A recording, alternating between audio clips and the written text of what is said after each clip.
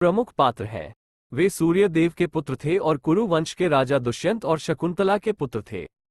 कर्ण का जन्म एक ब्राह्मण दंपति के घर हुआ था, लेकिन उन्हें लावारिस छोड़ दिया गया था। उन्हें एक रथकार दंपति ने पाला और बड़ा किया।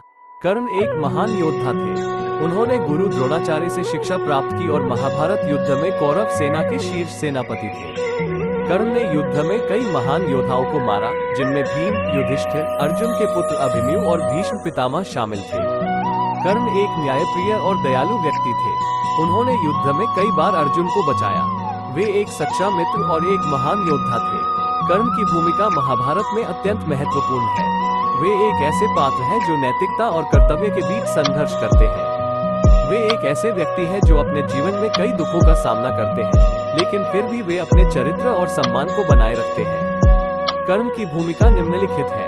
एक महान योद्धा। कर्ण एक महान योद्धा थे। उन्होंने गुरु द्रोणाचार्य से शिक्षा प्राप्त की और महाभारत युद्ध में कौरव सेना के शीर्ष सेनापति थे।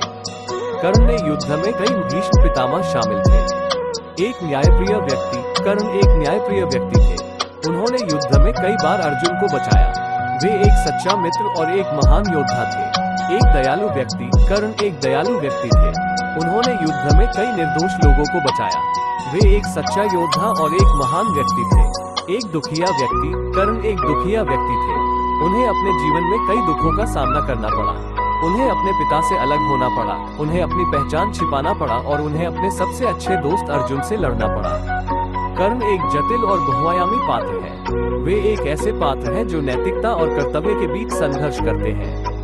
वे एक ऐसे व्यक्ति हैं जो अपने जीवन में कई दुखों का सामना करते हैं, लेकिन फिर भी वे अपने चरित्र और सम्मान को बनाए रखते हैं। कर्ण एक ऐसा पात्र है जो आज भी लोगों के लिए प्रेरणा है।